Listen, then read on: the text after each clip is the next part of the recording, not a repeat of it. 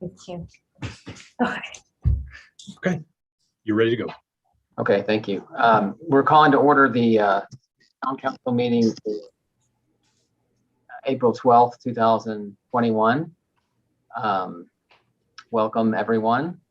It is another online meeting, and the governor has authorized online meetings through the end of this month. I think we voted before to continue that until the end of the month. We'll see what happens after that, but it seems like everything's opening up and people are getting vaccinated. So we might be, we'll talk about this at the next meeting, but we might be back in the town hall if that all works out. I don't know if we can do a hybrid. I know guys, Dan can address this, but I think y'all did some sort of hybrid online in-person meeting at some point in time at the MAC. Is that because only the MAC can do it, or because you just chose to be at the MAC instead of the town hall? Well, I'm probably the only one who could speak to that. The MAC didn't do that. I did that. It's a relatively complex technical setup that takes a few hours to get set up. I mean, it's as complex as when Apple gives a live meeting and has people in the audience and things on the screen, you know, for it to all work. And so it is doable, but it's complicated. Okay, all right. I won't bring it up again then. I would, though, once we do start having in-person meetings, love to have some meetings at the MAC, because I think everybody needs to see the MAC and how great it is. So we'll talk about that when the time comes. So anyway, let's have the Pledge of Allegiance.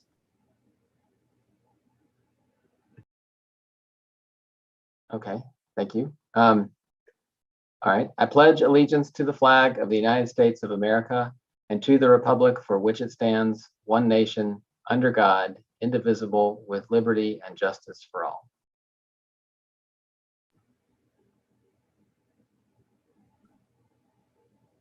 We'll now have a brief moment of silence.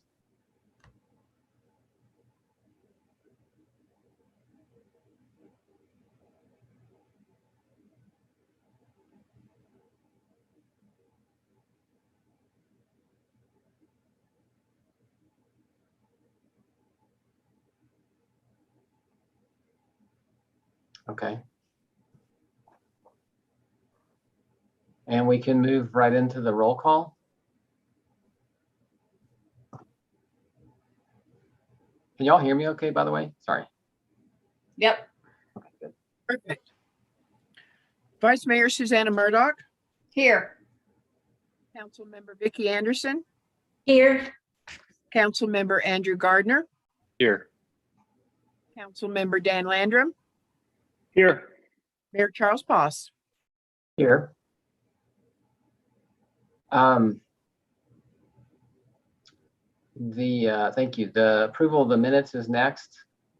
Has everybody had a chance to read through the 2 minutes? One is for the meeting on March 8th, and then the other is for the meeting on March 22nd. And does anybody have anything to add or change? I do. Does anybody else have anything to add or change first?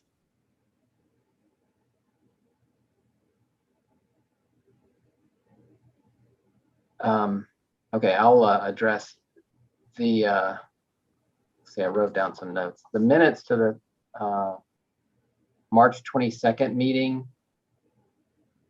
I think it talked about Bill Sonnenberg saying that, let's see, he said let's see.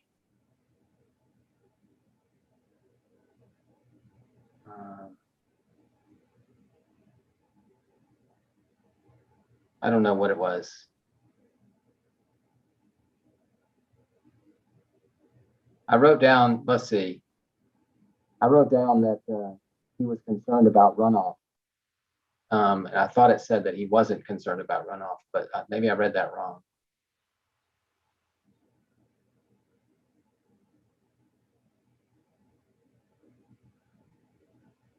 I can't see that now, so maybe I've read that wrong. It's the runoff comment is the Gardners.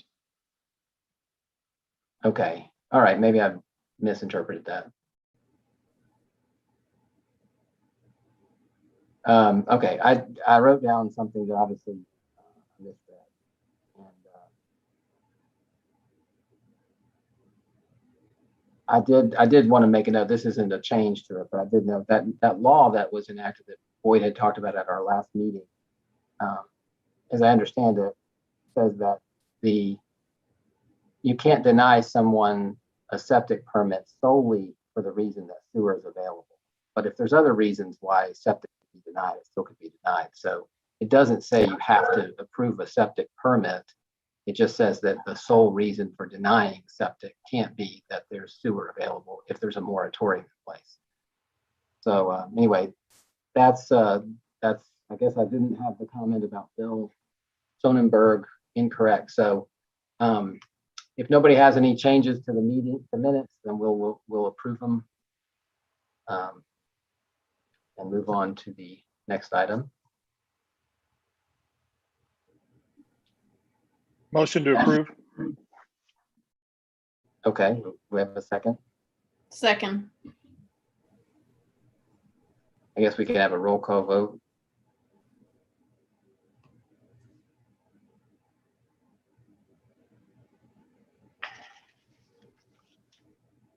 I think you might be on mute, Carol, but I can lip read. So yes. Can you hear me better now? Yeah. Yeah, mine has a big delay and I don't know how to overcome that. Councilmember Vicky Anderson, Yes. Councilmember Andrew Gardner, Yes. Councilmember Dan Landrum, Yes. Mayor Charles Poss. Yes.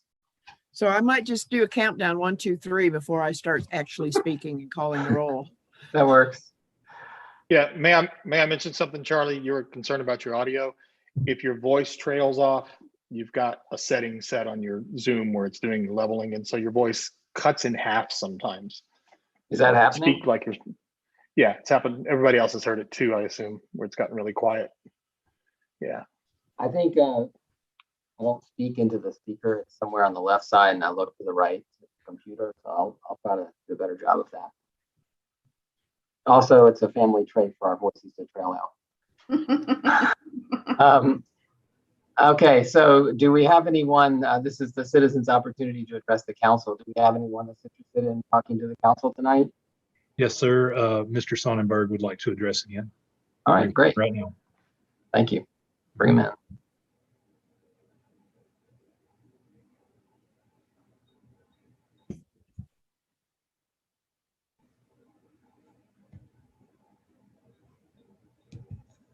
May take just a moment. Also need to again give his name and address for the record.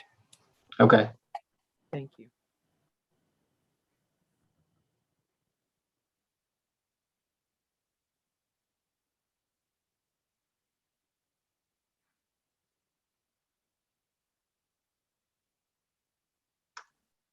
Good afternoon, Mr. Sonnenberg. Can you hear us? It appears as he hasn't connected to audio. Let me see if there's something I can do.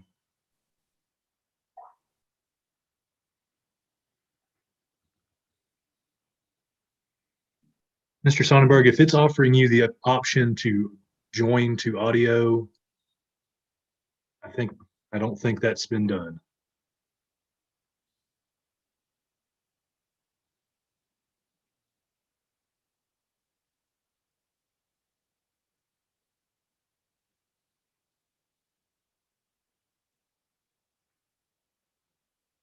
Unfortunately, there's nothing I can do from my side. I think he's trying to dial in, looks like.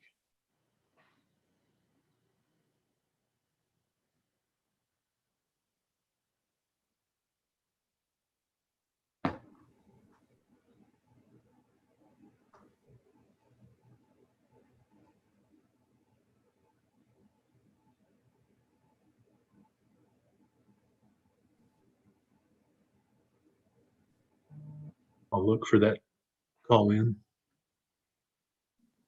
While we're waiting for him, I want to add something that I said earlier while we're waiting for that, Charlie. I should have said it was just me. It wasn't actually the MAC. It was other volunteers had to help with that. So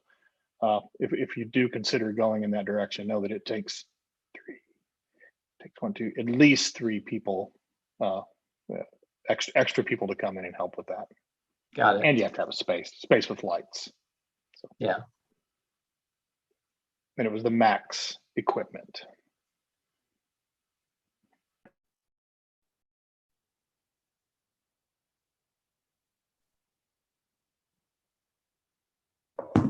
Chris, this time? Fortunately, it doesn't seem to be any different. Why don't we do this? There- Why don't There we you go. talk I about? see, it says, It's- Oh, there we go. Oh, here we Yes. go. Connecting to audio. Maybe that's something.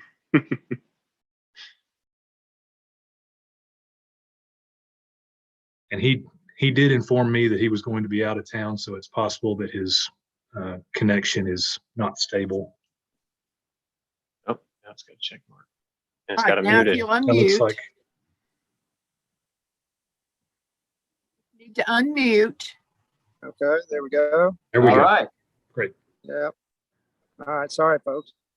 you're fine. All right, if you could, Mr. Sonnenberg, thanks for joining us. If you could give us your full name and address, that would be great. Yes, And then we'll hear William from you. Sonnenberg. Yep, William Sonnenberg, 402 Ohio Avenue. Calling in from Townsend, Tennessee. Okay, And ready for comments or? yeah, you have the floor. All right. I guess the thing I'm trying to get the town to consider is the proposed and maybe already authorized subdivision of 405 Georgia and 411 Georgia. It shows as being authorized for septic. And what I was able to check with Sam and figure out is that every contiguous parcel there is on sewer. And every house downstream on this creek that's on one side of it is on sewer. And each of 3 homes that I'm aware of that have been completed in the last 9 months, 2 on Georgia and 1 on Ohio, all have successfully gotten on sewer. And so my goal is to revisit the decision and the statute that the town manager has already pointed out. There's a 2019 statute that says homes or subdivisions cannot be blocked if the sole reason is that sewer is inaccessible or unavailable at the time. And so what we have here that I think is a little different, and I understand that statute that Patsy Hazelwood did, is to authorize big subdivisions to go out east Hamilton County. Makes a lot of sense if there's a dozen homes or 100 homes going in and nobody can get on sewer, that the subdivision should not be blocked. But here where you have a minor subdivision, the most minor possible, a ½ acre, and every home that touches it and every home in the immediate neighborhood is already on sewer. And in fact, the sewer line runs, the manholes are right at the edge of this property. For the town to consider this, and I guess it's a sort of a legal opinion, is whether the town can exercise discretion in specifying this, that this minor subdivision of one property surrounded by sewer homes could be urged or required.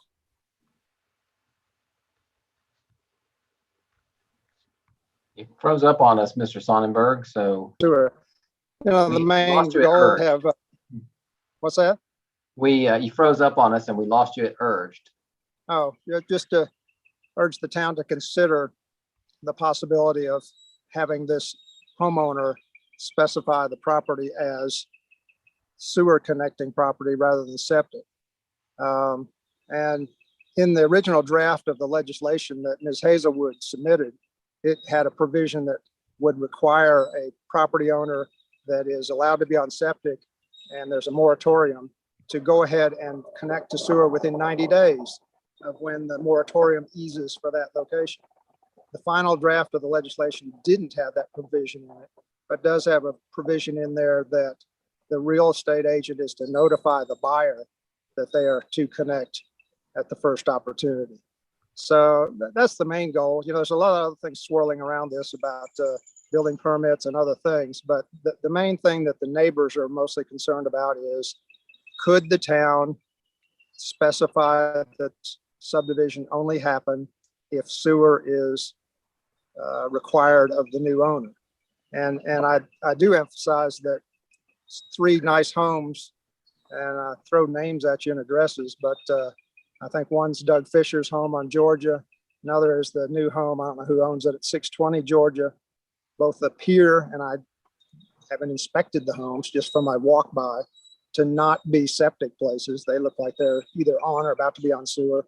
And then our friends, the Smiths that are on Ohio, 3 or 4 doors down from us, and the Gardners are also on sewer as of 2020.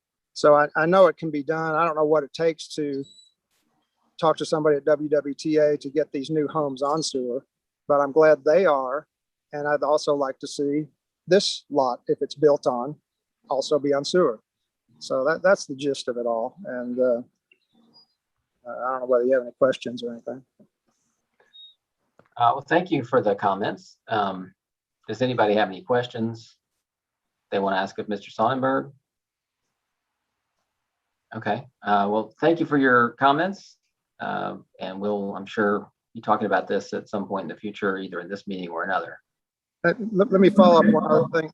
On the small building that is behind the main house at 405, to learn whether that was added to the sewer of the main house. The new construction there, the bathroom and the kitchen sink and all that, logically would have gotten tied into sewer, but I don't know that. And whether WWTA was involved with that and authorized that, or whether it was just an add-on without permission, basically. If you can add a smaller building on your property, then maybe you can also add the adjacent small lot that you're carving off. So that sort of wraps me up, I guess. Thank you for your patience, though. Okay, sure thing. Thank you. Enjoy Townsend. Okay, thanks. All right. I would like to get an update on this from Boyd, but if we can do that later, or does anybody have any questions about what's going on in that property? I thought WWTA had to approve the the septic. Has that been done?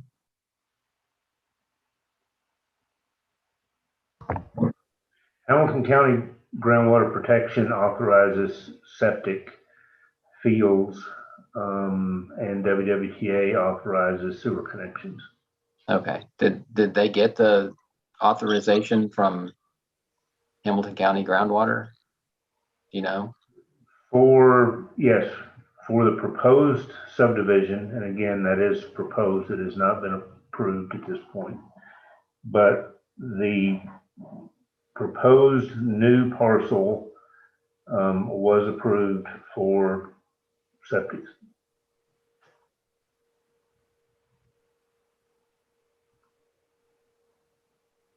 Okay. And again, that's in a prior proposed subdivision of that parcel.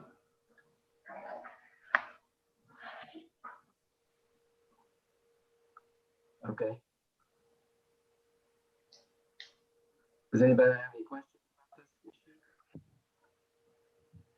this issue? This is something don't know a lot about. I'm trying to learn. It is I guess, what is a flag lot? And is this proposed subdivision a flag lot? Who are you asking? Boyd. Well, Charlie knows a lot about this too, I think, but Well, whoever can answer. Yeah. This is one where I think there may be a differing opinion. I did ask our planning staff their position on it, and granted the lot is of unusual shape. The rear portion, as you're looking at it, that goes over to the right, was actually, I think, requested by WWTA because that's where the sewer line is, as opposed to having a sewer easement through there. So that's one thing that kind of gave it an odd shape.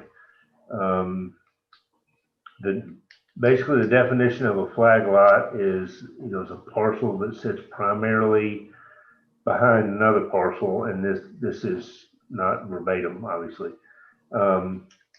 Sits primarily behind another parcel and is connected to the street by a narrow strip.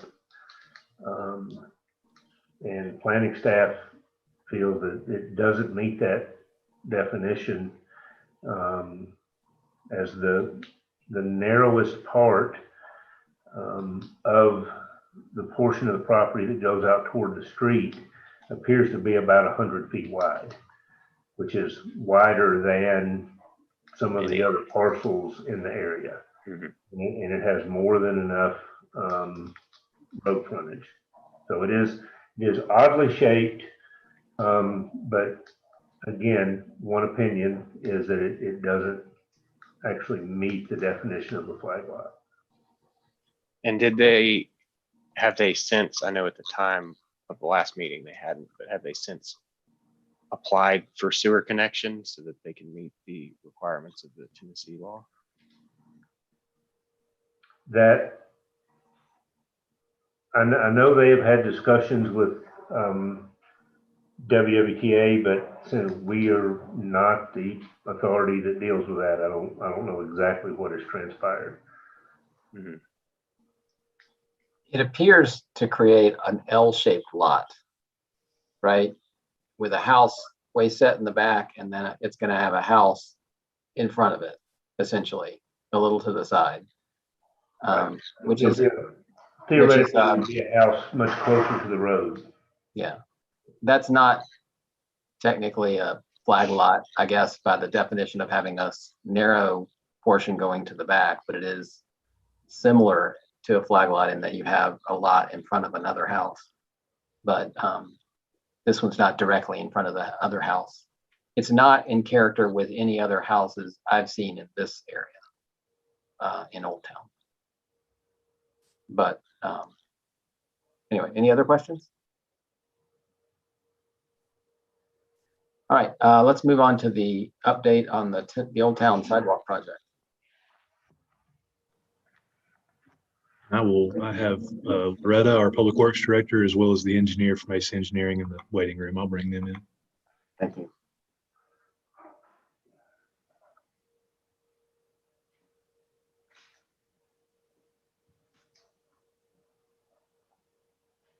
I had one more question, if we could. Boyd, were we able to determine whether this back structure expanded? We can find no indication of that. The owner said they did not. And from our inspections, it appears to be on the same footprint. The only exception to that is the small mini split unit that sits to the rear of the building.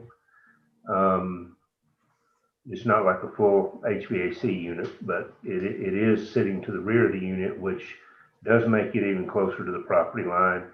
And they've been directed to move that to the side of the building so that it does not encroach any further than it has, from the best we can determine, somewhere in the neighborhood of a couple decades or so that it's been there. Okay, so our source for that is the property owner. The source for Our determining data gathering in that. Yeah, we have inspected the building and see an indication that the footprint expanded. Well, what did we compare to as the baseline for the footprint? Because we had this communication from Mr. Sonnenberg, a month ago. And one of the things he cited was Hamilton GIS. Again, I'm not an expert on this stuff. Has that back structure measured at about 12 by 12 feet.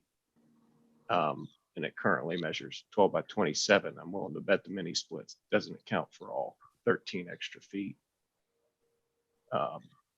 That would seem to me to indicate at some point between whatever Hamilton GIS is, a government survey of some sort, at some point it was expanded. Whether they did that or not, it sounds like they didn't, but at some point somebody expanded the footprint. But depending on how far back you go, I mean, GIS can have measurements or satellite imagery going back many years. Again, you can see it on there back to about 2008, something like that. So we think it was there before. I can get some additional details, but again, in looking at the building, it doesn't appear that there was any new construction expanding that structure. I wouldn't have, but I'd like to chime something in here. Andrew, if you look at the GIS stuff, and if we're going to quote stuff, we should know. I mean, and this is knowable information. It says on there it could be 10 feet wrong in either direction. GIS is not intended for that purpose. That's knowable information. I'm having engineering done on my front for my driveways right now. The poles are in the wrong place. The AT&T utility cap is in the wrong place. That's not what you use for that information. Okay. And I'm trying to stay calm. I was really rattled by the last meeting in this. I don't understand what we're doing as a council. We don't have standing to do a hearing on this. We have staff that's hired to do this and they're doing the job. It concerns me that there seems to be a punitive sort of thing going on here. Property owners can do what they're legally allowed to do. And our staff is responsible for making sure that happens.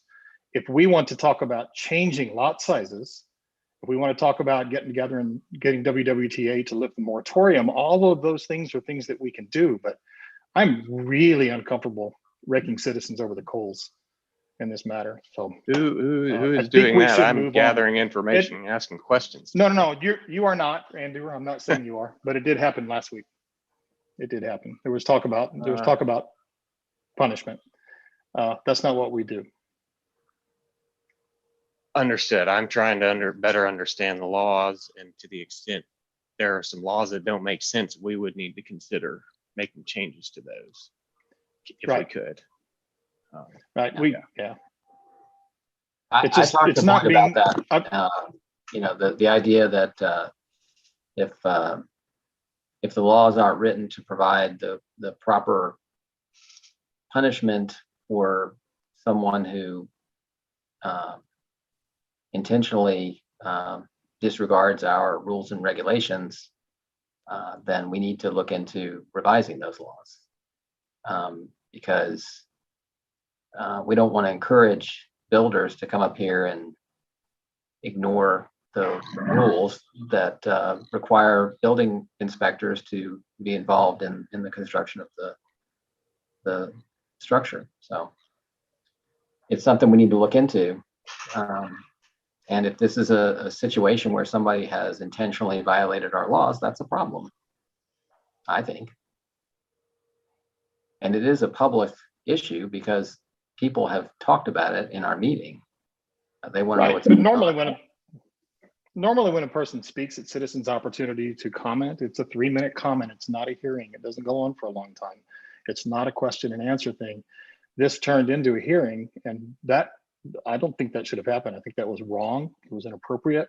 We have staff that's handling things. There are things, because we're dealing with people's lives. The person who did this has apologized up and down and said, I made a mistake. What do I need to do to fix it? That's the kind of citizen you want also. And if you went in everyone's house on Signal Mountain, you would find things that were not permitted. That's, I'm not saying it's right, but I'm saying it happens. And the council is not a tribunal. This is not a mock trial, Charlie. This is people's lives. And something should happen privately, and something shouldn't happen publicly. And Andrew, I think it also makes me slightly uncomfortable that your parents are involved in this as well. Mhm. This Yeah. is It makes me uncomfortable as well, but Sure. Dan, I just want to understand what's going on, for one, and two, you're talking about people's lives and things. This is impacting. I actually personally don't believe it really impacts my parents' property. I think that they're not as familiar with septic as I am. Sure. That's their opinion. They're welcome to it. It doesn't probably impact my parents' neighbors, who I don't know all that well. And the laws that we do have on setbacks and things like that are to protect the neighbors. So, you know, I am concerned if we have, it again, sounds like Boyd and team have investigated this and Exactly. dealt with it. Exactly. So, Yeah. but to say that it's not public is, I will be honest. No, like I know that the reason that it came to council is because those citizens did not feel like they were getting quick or adequate responses through the regular channels. So it wouldn't have been to this stage, I think, if we were responding a little quicker. Quick and adequate are determined by code also. Mm-hmm. Are you saying that any member of our staff did not respond properly? I think there's something I would like to discuss later, probably not for this meeting, but I've heard this in multiple cases, not this one. So that it sounds as though our building inspection staff is a little overburdened. I'm wondering if Boyd could speak to this and what can we do to remedy that? You know, do we need more manpower? What can be done? Are there rules that we have that are overburdensome time-wise on that team that we can fix as a council? But that's a huge discussion. I'm not sure that's something for tonight. Right, and that's kind of well. Let me finish. I'm going to cut you both off because I agree. It is a discussion we should have, but we've got Chris Davis here who is taking his valuable time and doesn't want to listen to us discuss something he doesn't have anything to do with. So we can bring it up later. Please, you know, put a mark by that so we can talk about it later. Maybe put it on the agenda for a later. And Dan, same with your comments about whether, you know, this should have been held, you know, discussed publicly. Happy to discuss that later, but let's talk to Mr. Davis first and we can get into those issues later. So we've got Chris Davis from the engineering firm that I don't remember. So you can introduce yourself and remind me the name of your firm and tell us what's going on with the Old Town Sidewalk project. Thank you for being here. Yes, sir. This is Chris Davis with ASA Engineering. And we are working on the Old Town sidewalks. We're currently fine tuning the exact sidewalk locations to minimize the amount of earthwork and retaining walls and right of way required to try to keep that cost down. So we're working on the plans, the profiles, the cross sections. It's a iterative process that with the terrain, it takes a few iterations to get that just right. But we expect to be able to turn in plans to the city and to TDOT toward the end of this month, and we'll finalize those preliminary plans once we get feedback from everyone. Currently, the proposed budget, I believe, is about 1.2 million. We have enough sidewalk in our conceptual layout for more than that. So we'll need to pare down some of it, reduce some of the sidewalks once we have our next meeting with Loretta to figure out what would be the best ones to eliminate from this process is going to allow us to give some education as far as the most expensive sidewalks, and then she can speak to politically which ones we need to do. And so we should be able to have a good product we can submit to TDOT. Okay, thank you. Does anybody have any questions of Mr. Davis? Yeah, I do. Chris, can you give us a percentage of what your cost increase has been to the town of Signal Mountain from when it was initially given to you? I don't know that. Our engineering costs? Yeah, I don't know that percentage offhand, but it did increase significantly. TDOT when we started this process back in 2016, there was the original contract was signed back then. And in the process, TDOT changed their plans requirements.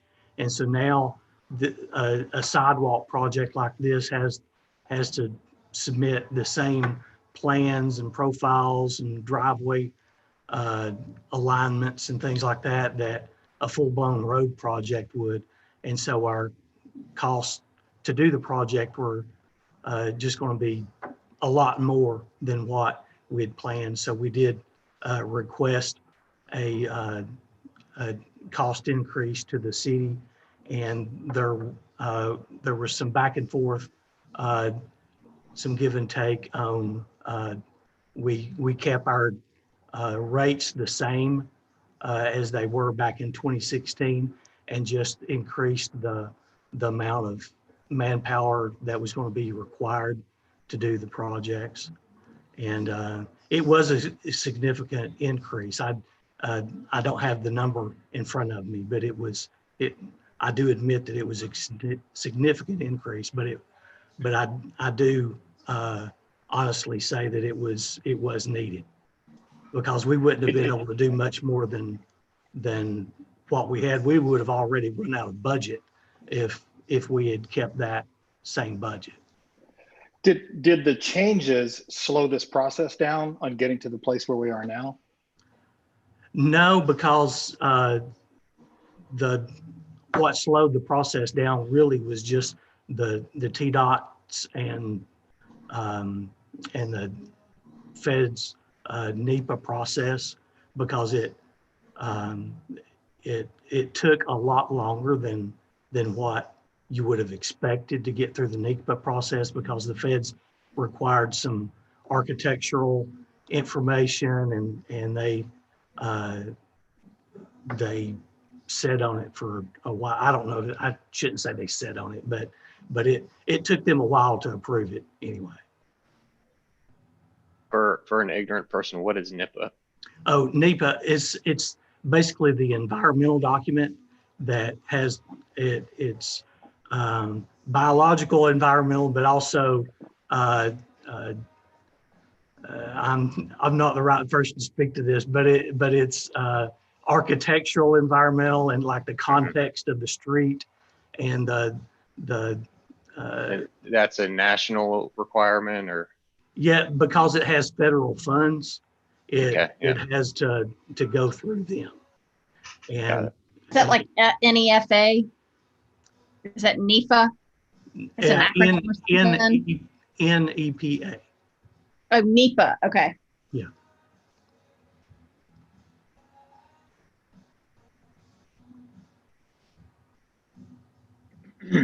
Next step. Can you give? Oh, sorry. Go ahead, Dan. Well, thanks, Charlie. Can you give us an idea of what percentage cut we're going to need to do to the amount of sidewalk being paved?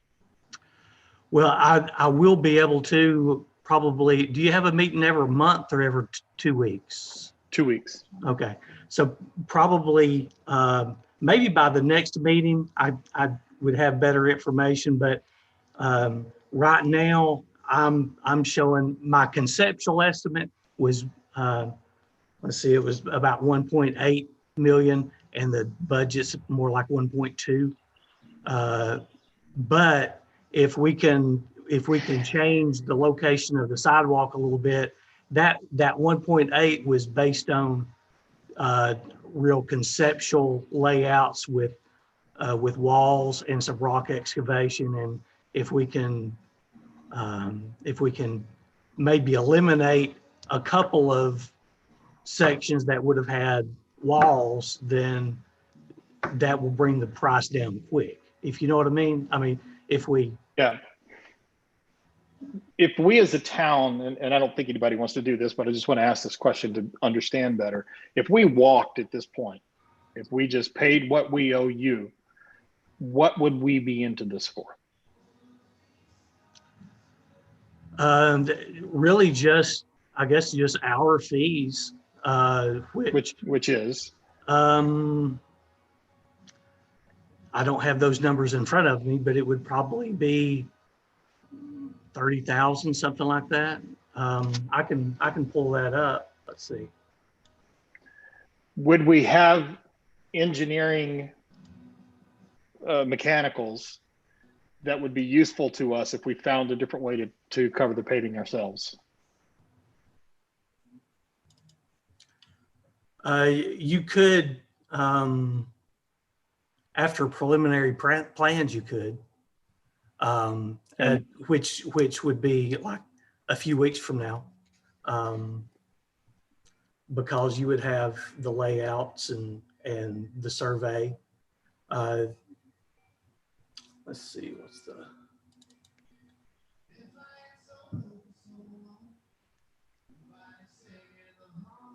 So it looks like probably looks like 50 something thousand so far. Okay, thank you.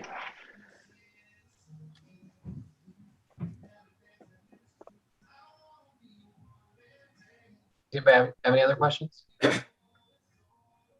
Yeah, and just to finish that thought, our total fee once you get through construction engineering inspection, which is basically having an inspector on site during construction, which is about half of our costs, or a good bid anyway. The total fee is about 185,000.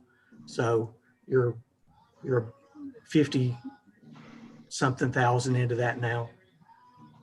Okay.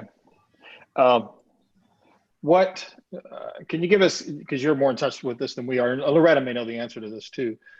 How have concrete prices changed in the past year? Cost per ton. They've gone up a lot. They've gone up. I mean, my estimate, which has some age on it, would probably need to be revisited as well, because the concrete prices, when I was doing this, I was estimating it on $6 a square foot, and it's probably more like $8 a square foot, $9 maybe for a large project like this, where you get some breaks because of the size of the project. So the 1.8 was factoring 6. Yes. Yes, prices have skyrocketed really the last year. Is that something just a trend because of the global pandemic, or is that, I mean, is it something that, the price could come down later, or you don't know? It's hard to project. Yeah, it could come down some, but the real estate people I hear don't expect it to come down a lot.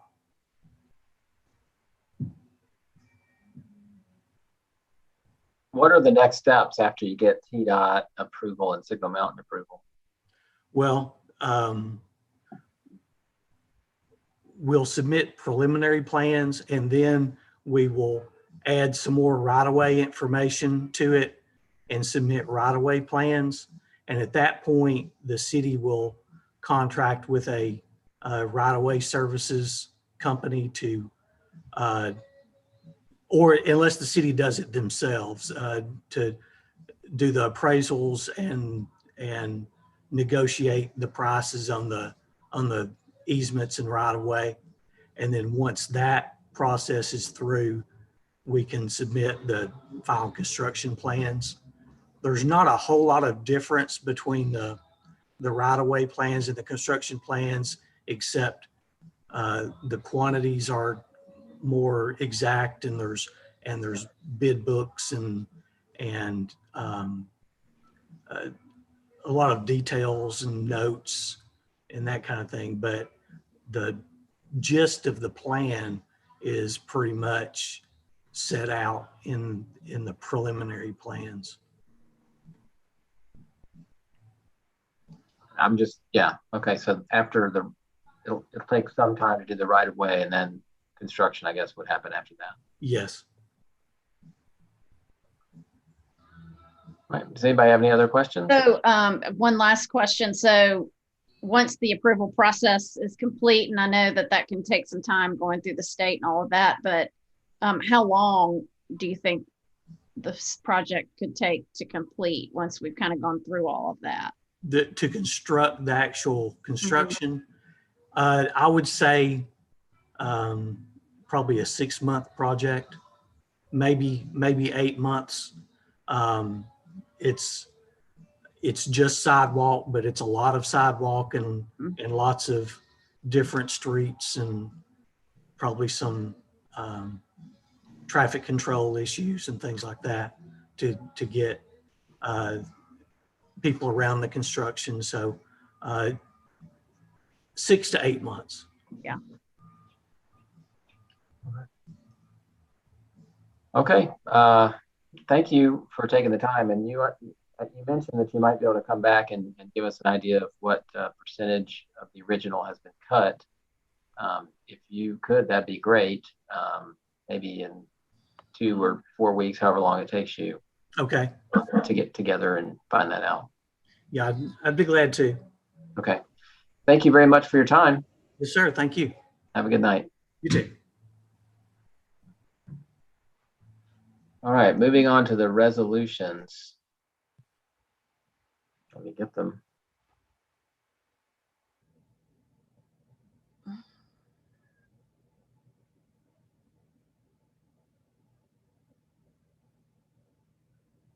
Real quick while we're moving, Boyd, can you just refresh my mind on how this particular grant works? What percentage is it paying?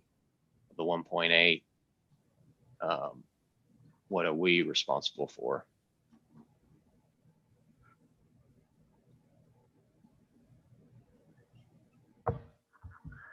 Wish we'd have hung on to Loretta for one more minute, but Sorry, He's we actually- can move on. Bo, she's actually still in the waiting room if you'd like me to try to bring her back. yeah, if you don't mind. Sure.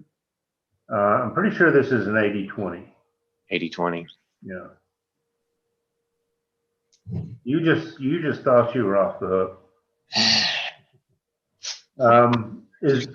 They were asking about percentages on this grant, right? This is an 80-20, correct? Yes, that's an 80-20 match with the federal funds. Up to 1.8 total. Yes, we would be responsible for 20% of that. Well, what is the full grant amount? He's estimating it at 108, but that's not the grant budget, is it? No, that's over the grant budget. We will be responsible, and I think it was 1.2. I don't have my contract with me right now, but it came in at 1.2, and then we have 20% of that, or they pay 80% of that contract amount. Right. And anything that would be above the contract amount, we would be responsible for 100% of, if we can't get it down to that level. That's correct. Any other questions? Yeah, just because I'm looking through, do you recall what the actual name of this grant was, Loretta? I'm just trying to do a search for it real quick to see what our. It's Old Town Sidewalk Rehabilitation. It's PIN number 117950. Ooh, look at you. If you need that.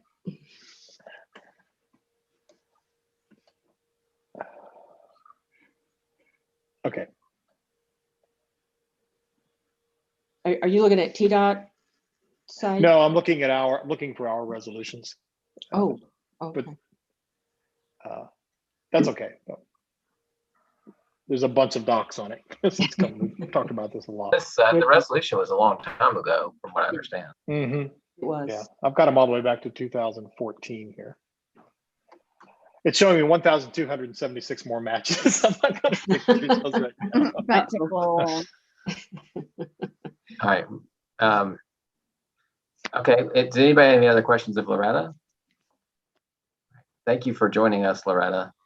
Sure. I appreciate your That time. was easy. Thank you. All right. Bye. Aye.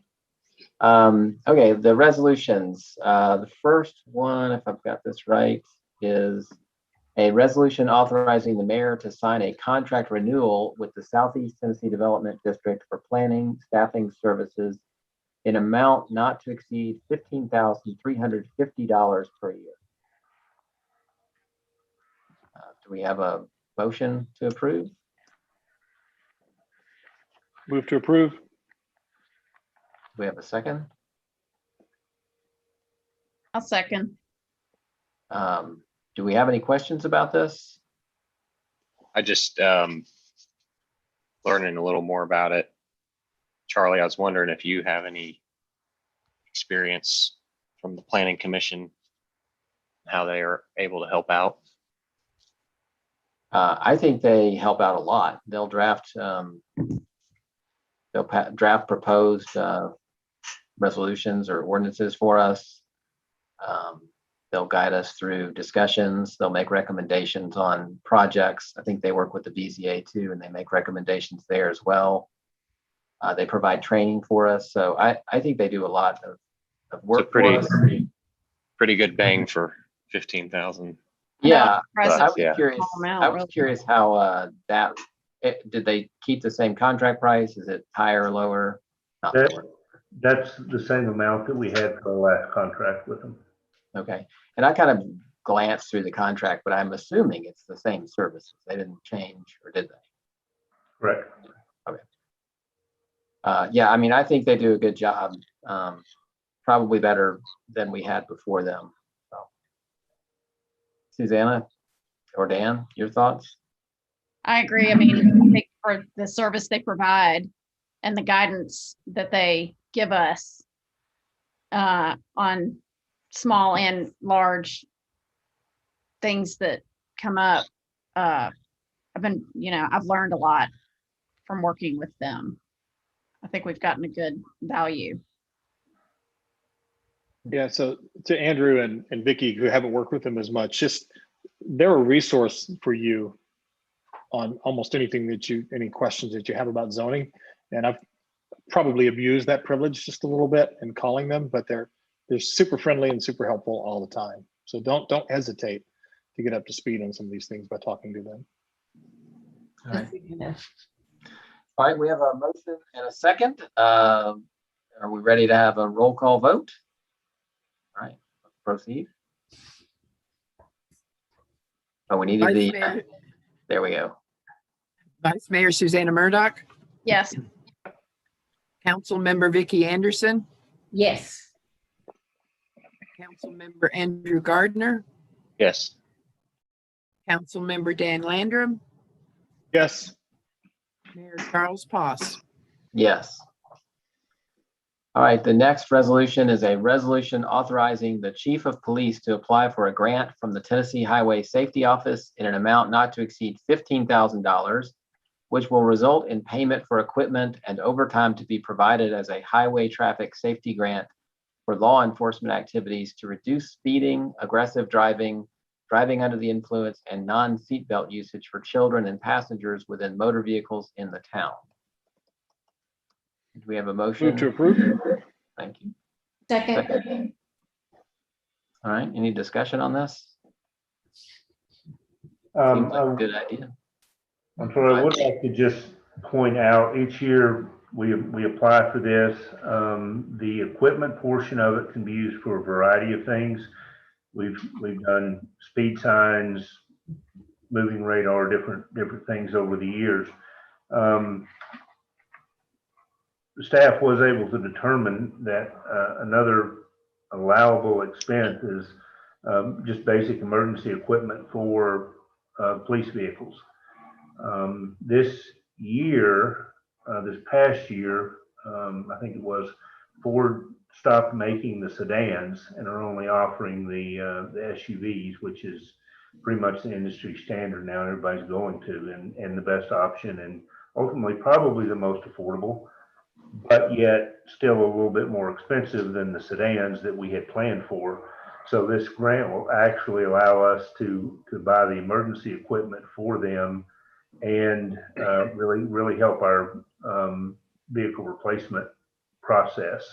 So just wanted to point out that that's how we would use the equipment money this year. Okay. All right, we have a motion and a second. Ready for a vote? Agree. If I could, I need clarification on who was the second. I didn't get that properly. I believe it was Vicky. Is that correct, Vicky? I believe so, yes. All right. Thank you. Vice Mayor Susanna Murdoch, Yes. Councilmember Vicky Anderson, Yes. Councilmember Andrew Gardner, Yes. Councilmember Dan Landrum, Yes. Mayor Charles Poss. Yes. The next resolution is a resolution authorizing the town manager or the water utility director to apply for a grant from the Tennessee Department of Economic and Community Development for an infrastructure planning grant worth up to $50,000, which will be used for a water loss study and water utility system mapping, and authorizing a 5% match amount not to exceed $2,500.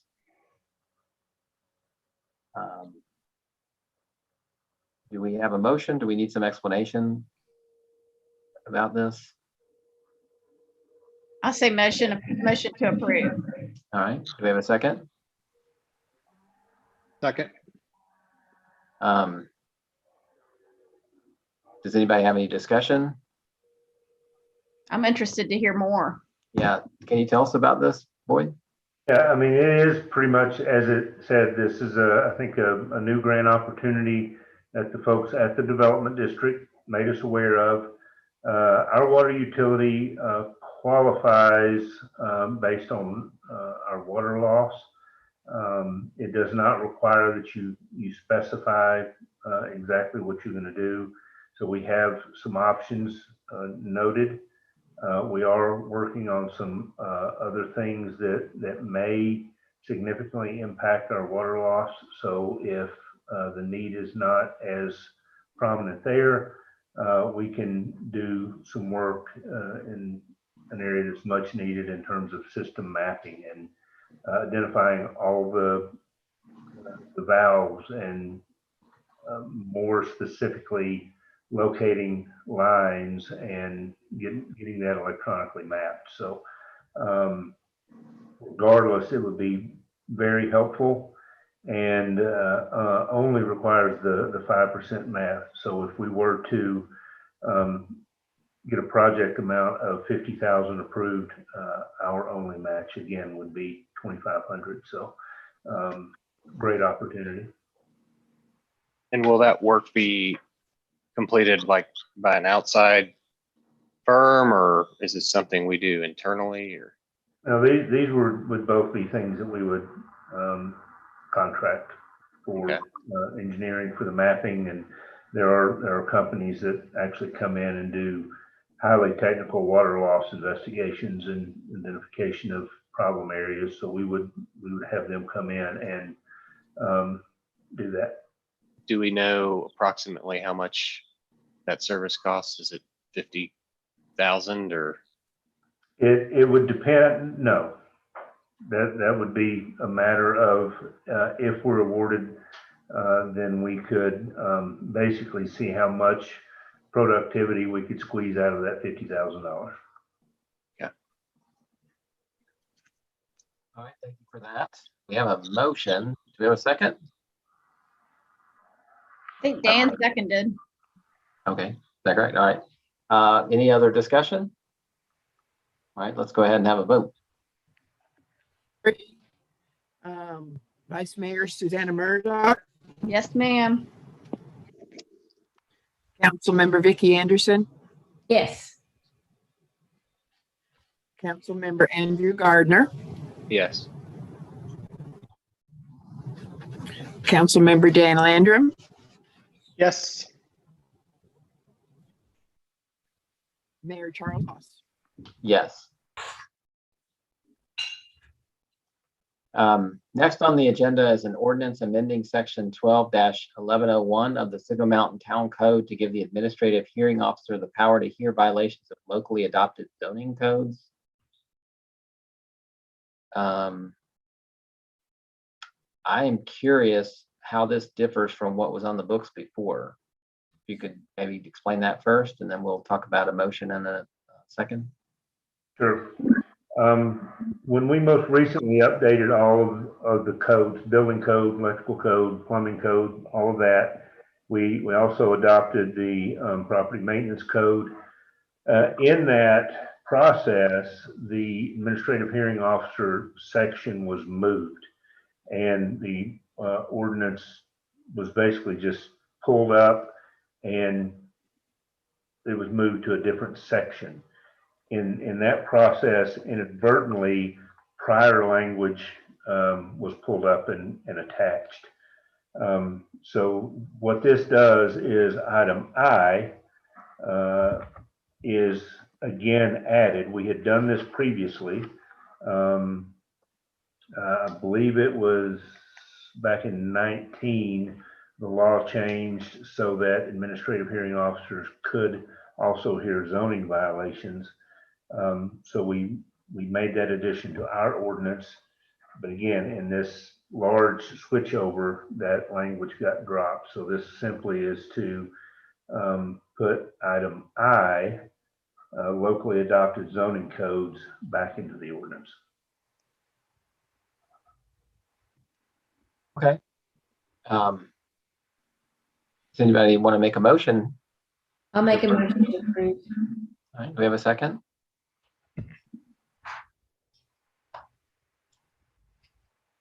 I'll second. Anybody want to discuss this? So who currently is our administrative hearing officer? I know in the past it was Charlie. We don't have one. And we're talking about that later on in the agenda. Okay. And then, yeah. I'm just curious if adding this language takes power away from the BZA, or again, this is not an area of expertise for me, just looking to learn. I'm sorry, I didn't catch the last part. I'm curious if adding this language is taking some responsibility away from the BZA. No. How do those two, I mean, this is learning for me, so I'm not saying it that I suspect it does or anything. I just, how does this role work in conjunction with zoning appeals? Can I respond to that for a second, Boyd? Yeah. Because I think this might help a couple of folks with some stuff that's going on. For instance, I'm looking at the code right now, 12-606, and you can take a look at this later. Mm-hmm. But that particular area's electrical permits and violations and things like that. And an administrative hearing officer can be involved in that. And here is where you actually do get amounts of fines for violating those codes. And that's the administrative hearing officer. So any person who shall violate or fail to comply with any of the provisions of this chapter will be subject to a citation to appear before the administrative hearing officer upon determining that a violation does exist. The hearing officer, blah, blah, blah. And it mentions fine not to exceed $500. And so if you want to see the system work, that's what needs to happen. And it's also going to, Boyd, I wasn't paying attention a minute ago. Did you mention the municipal code, like the landscaping updates we did? The municipal hearing officer could be involved in those things as well. If you've got someone who's won't get 10 wrecked cars out of their front yard, it would eventually be the administrative hearing officer who would levy a fine for that. Right. Is that correct? It wasn't the municipal landscape ordinance, but the property. That's right. I'm sorry. Property maintenance code that we just adopted. Right. So that's the process we've been trying to get to. I just met with Chief Williams and our detective, and they're going to actually help us with some of these and take help the codes folks. We've got, relatively speaking, there's very few, but we have a few properties that have vehicles and stuff on them that we need to address. This is what we've been trying to get into place, as opposed to just citing them to town court where the maximum fine is $50. We have a situation where we have the threat of $500 per offense, and every day the problem continues constitutes a separate offense. It is far more leverage. We know we have a few that we need to deal with, trying to get all this in place so that we can pull the trigger on that and hopefully resolve it quickly and definitively with that additional teeth in the process. Okay, that sounds good. Now, how is this person appointed? Like, where do they apply to become the officer in this capacity? Like, who chooses the person? Where do they convene? How does it work? Town council chooses. Yep. The council will choose. So Yeah. people will apply and say, I've got these qualifications, and I think we need to, to I Boyd think confirm you have that option. I think, and Harry, correct me if I'm wrong, especially since this person is theoretically would be an attorney, is what we've had in the past. Mhm. It would be a professional service. So the council has the option of how they want to approach that. You're not required to get RFQs or anything like that. You can take applications, you can look at a particular individual and make that appointment. It's for y'all to decide. Charlie, how did you become the administrative hearing officer? I don't really You remember. The town council appointed me, but I don't remember how that happened. It's been a long time. I remember having to go to a training class that was put on by MTAS, and I did that twice.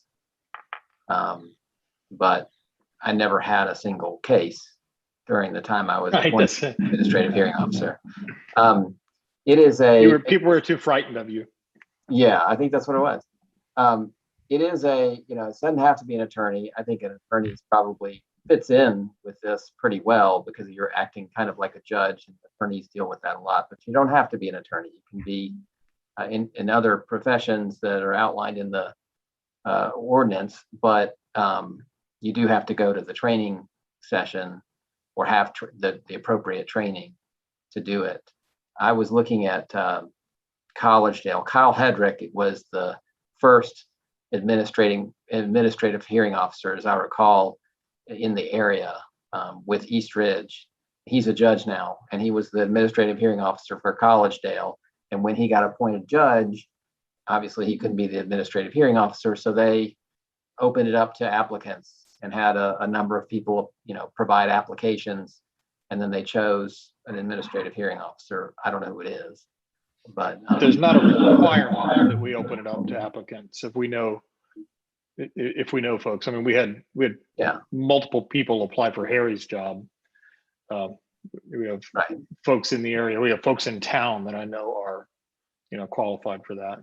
Yeah, like you were when you were appointed. Is the way that this works, like, say your code enforcement would go out and write a citation and ask the homeowner or the property owner to comply based on our ordinances. And then they're given a certain amount of time to comply. And then if they don't, then they are invited to a hearing with the officer for the town of Signal Mountain, who will then have a discussion with them and render a judgment. Kind of like that. In a nutshell, the administrative hearing officer will send out a notice to the homeowner when they get the citation. And the idea of this is not to fine people, but to encourage them to do the right thing, to abide by the code. So oftentimes you're not trying to have a hearing quickly, you're trying to get people to comply. Mm-hmm. So you'll send them out, you'll set a hearing date. But if they say, well, say it's Boyd mentioned some vehicles in yards or whatever, say they have to move the vehicles and they get the notice from the administrative hearing officer and they say, hey, I've called a couple of people. I'm trying to get them out of here. I don't think I can get somebody there by the hearing day. The administrative hearing officer should work with them to try to get them to move the vehicles rather than have a hearing and impose a fine. So it's not really a money-making thing. It's just there's a fine, a more substantial fine than a judge can impose Right. if they're hauled into court. So that's So it's more like trying to help people with the barriers of what's keeping them from abiding by the code so that they can do that. I don't know that there's help involved, but it's an encouragement. Okay. You're going to have a substantial fine, so you need to go ahead and get this done to avoid having a hearing and a fine. Got it. And I mean, as the training went, you might have a hearing and a fine imposed, and then the person complies and you waive the fine because it's not designed to, be a money-making procedure. It's designed to get them to comply with the code. I like to think of it as Alice's restaurant. I had to pay $5 and pick up the trash. Yeah. So anyway, I don't know who in town there. I think Chattanooga has administrative hearing officers. East Ridge has them. Collegedale, Red Bank, and some other places probably. I don't know who's had experience doing them though. I think that would be something helpful. I mean, obviously I didn't when I was appointed, but I don't think anybody except Kyle Hedrick did at that time. Chattanooga didn't have administrative hearing officers when I was appointed. So Well, it and would be nice to see who's had experience actually doing is it. being a resident of the mountain a requirement or not? No, it's not. Probably not. No. If I can, to your question, I guess technically a question, Charlie, is, I'm sorry, Mayor. Jim Exum is, unless there's been another process, is who Collegedale selected, and he also does Red Banks. And I think they've basically done the same thing we're in the process of in adopting property maintenance codes. And I spoke with him and he said he would be interested, but the main part of the conversation was that they've been really active in Red Bank. And again, this was intended for a conversation later in the meeting, but that is one option. He is Collegedale's and Red Banks, and especially of late has had quite a bit of activity working with Red Bank on property maintenance stuff. So, and he is a town resident, but He was also. That's just who I've Sorry. reached out to when I've actually contacted Red Bank and just asked them who they use because I didn't know, and got that name and then contacted him. He was a very good candidate for Harry's job. I guess it wasn't Harry's job at the time, but yeah, he's involved, and I definitely recommend him so we can move on with getting the things done that we've been trying to get done for several years, as far as some of the landscape issues that citizens complain about, and help us get them done. What I don't know is this a paid position? Were you paid, Charlie? You don't get paid unless you work. So I didn't get pay. But if I'd had cases, I would have billed my time. And the city, we had a negotiated rate. So I would have billed my time and the town would have paid me.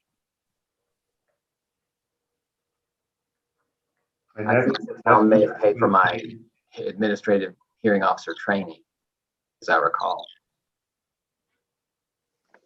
So, so like with the enforcement aspect, would this be an area like, so if Chuck Martin is out and he's, investigating situations that are going on, and he's tried to politely, encourage people to adhere to our codes, and he's not making headway, then he would refer it to the hearing officer, and then that's kind of like the next level of enforcement. Correct. Yeah, I think we need that. Again, when the mayor filled the role, it was more limited. We didn't have the property maintenance code adopted, and they couldn't hear zoning issues. So in cases where someone violates something in our zoning ordinance, we can now, with the law change, take them to the administrative hearing officer. And now that we have adopted property maintenance code, which is, we had some previously, but now that we have adopted the actual international code, we'll have a lot more latitude and be able to use it. And again, it sounds like that's pretty much exactly what Red Bank's done and how they use them mostly. Okay. I mean, yeah, we were going to talk about this later. I would prefer to open it up and get an application from Jim that can explain what he's done. I assume he would apply, but other people who've done this as an administrative hearing officer can also apply and show us what they've done. And we can kind of just see, who applies and who looks like they've got good experience and go from there. That would be my preference, but I'm just one of 5. I would like that too. I mean, I'd like to hear, what are your conflict resolution experience and, what kind of things have you had to deal with and what, have you had success doing it? Okay.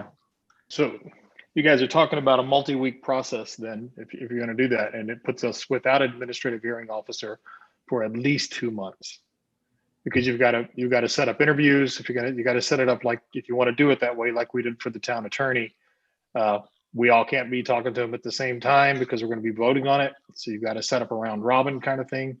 It's a relatively complex process, or we could hire somebody who's local that we already know, who's already interviewed. We have his resume on hand from when he applied for the town attorney's job, and have the resolution on the next meeting and have an administrative hearing officer in 2 weeks. Do we know that this person is interested in doing it for Signal Mountain? You said you asked. And he contacted me and asked about it as well. How long is the appointment for? Is the annual or? I think it's 4 years. Well, actually, the agreement he has with Red Bank is extremely flexible. He's appointed, but there is stipulation that pretty much either party could withdraw from the contract at any time. Now, there's some exposure there for us, but there's also some positive prospects, so that if council chose to move in that direction, we wouldn't be locking in for a significant term. Again, that's my recollection of what he sent. I can double check that. He can do both though, right? He can be administrative hearing officer in both Red Bank and Signal Mountain. Oh, yes, he can serve, and he's had the training, and there's nothing in the agreement, I don't think, regarding, I think he covers the cost of keeping his certification and training up. And I think he can serve for as many municipalities as he wants. In that role, I wouldn't imagine there would be any sort of a conflict between one town and another. I don't know. To me, I mean, I'm new. This is new territory for me. And we haven't had one for a while. So it's not like we can, and Charlie never even had an opportunity to have cases come before him. And so I think just being more deliberate and how we go about doing it. I mean, what you're talking about doing is just appointing somebody who's sight unseen to, I don't know if any of us know this person. I'm not saying he wouldn't be the right candidate or whatever, but I think it's an important capacity that is an unmet need. I mean, it is a need that is not being met right now. And so my take is maybe to be, even if it takes a little bit longer, to be more deliberate. I think we could, rather than having formal interviews, probably treat this kind of like board positions where you have the opportunity to call the person and interview them yourself whenever it's convenient. I don't know that we have to have formal interviews of people. And if we have, 3 people apply, we can all contact them at our convenience and vote on it, whenever we decide to vote. Maybe give them a couple of weeks to submit applications and then have a vote a couple of weeks after that. Yeah, I think that sounds uncomplicated. Yeah, I think I agree. We do want to see what other applications we can get, and I think running a more like a normal board process where people apply and then we can review the resumes and call them would be quicker. Is there is maybe a need for this sooner rather than later, as Dan's saying. And Yeah, I will just say this absolutely. too, Susanna. Jim is on our BRC since 2017. And he applied for town attorney, so we've interviewed Who is, him. I'm sorry, And I didn't catch the name. Who is it? Jim Exum. Okay. Oh, okay. I remember him. Yeah. He's not a new entity, and he lives just across the road from, Yeah. From town Yeah, hall. I'm He's sure he's he a would, local person who's involved. Yeah, I think he would be a great candidate. But to Susanna's point, yeah, I think we want to make sure we run a process, not in 10 years. I guess Charlie didn't get a single. So maybe it's not, we don't need to hurry through No, it. I want to add to this, and I'll stop in a minute because it looks like I'm in the minority yet again.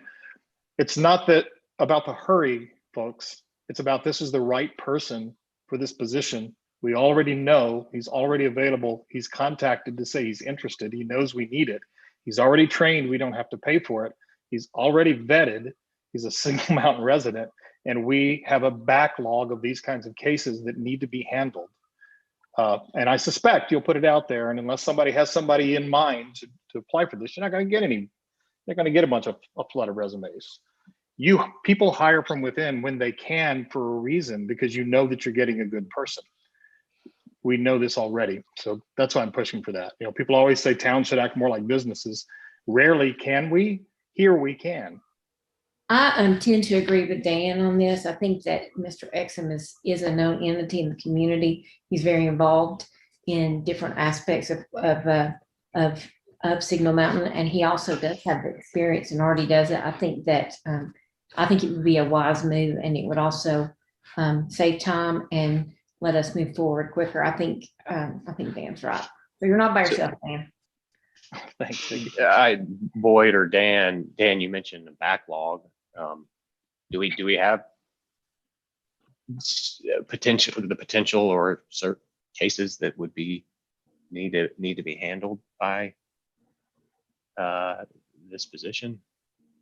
As soon as we get someone in place, we will be sending out notices that include the notice that if they don't comply, they will be referred to the administrative hearing officer. So yeah, we have some things kind of holding so that when we make that initial contact, we're able to do it completely and inform them of next steps if they don't comply.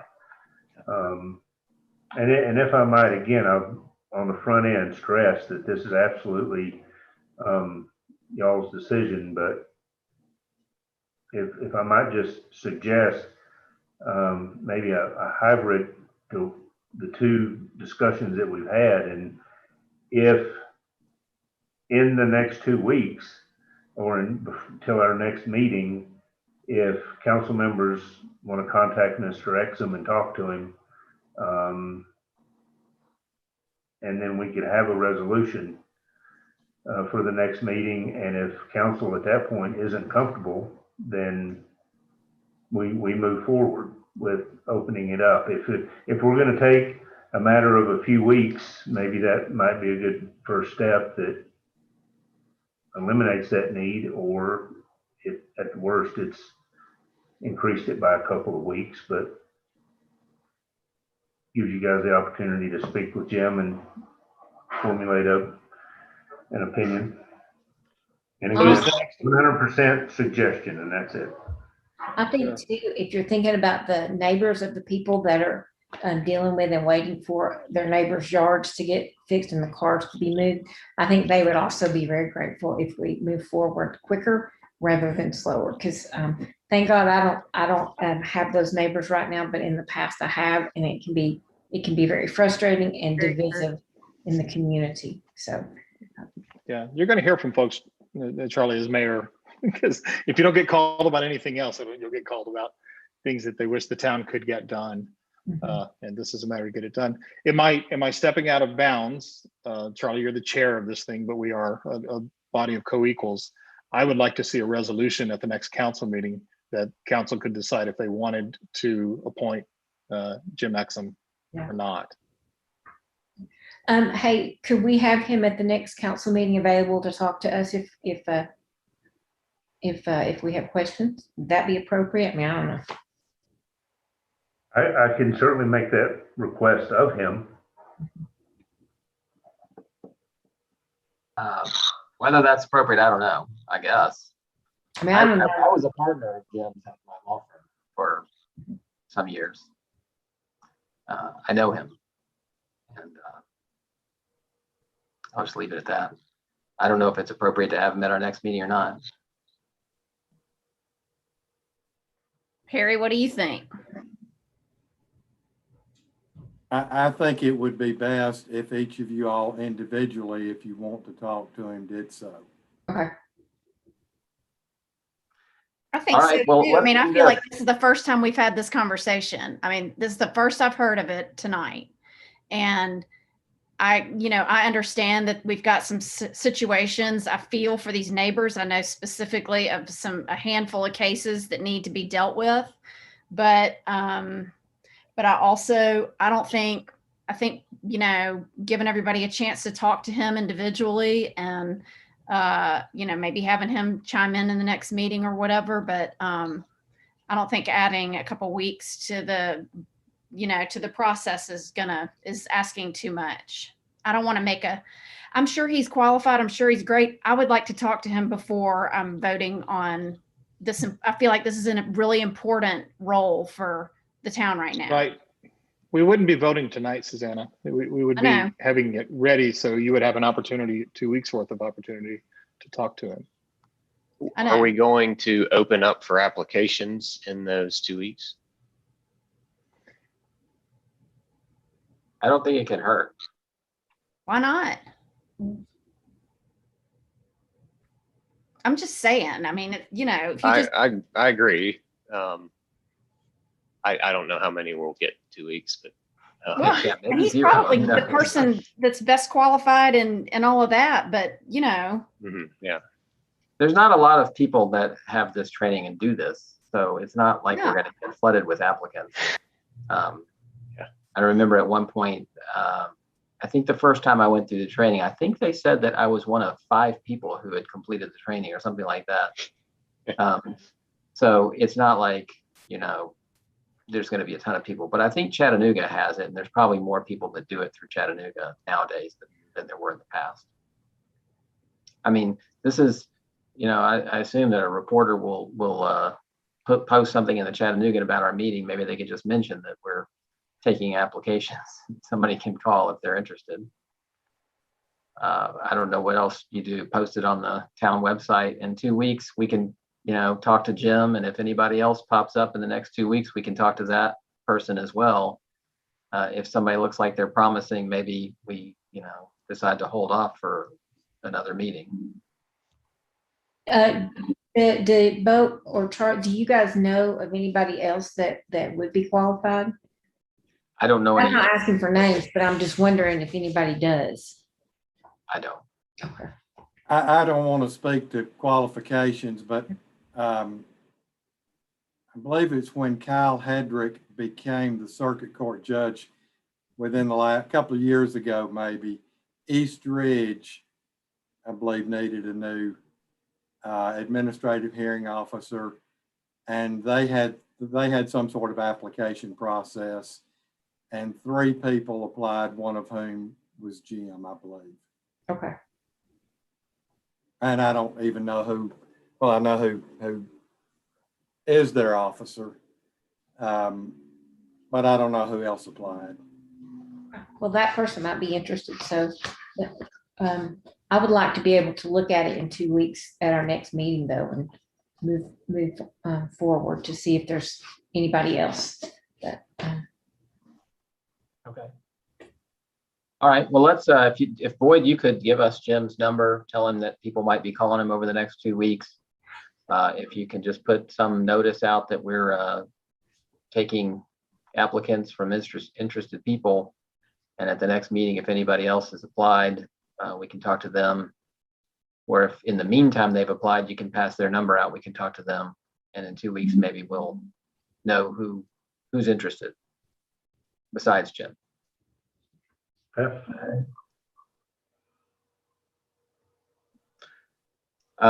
Let's move on to the TOSHA change. I think that's the Oh, next. yeah, we need to vote on I have a motion and second on Oh, I forgot all about that. our. Thanks, Andrew. Okay, did we have a motion and a second? Yes, Did. this is our discussion on the ordinance. Wow, all right, great. We moved on to discussing the administrative hearing officer, which was another agenda item, and I just forgot completely about changing the ordinance. All right, let's go ahead and have a vote then. Yes, Vice Mayor Susanna Murdoch, Yes.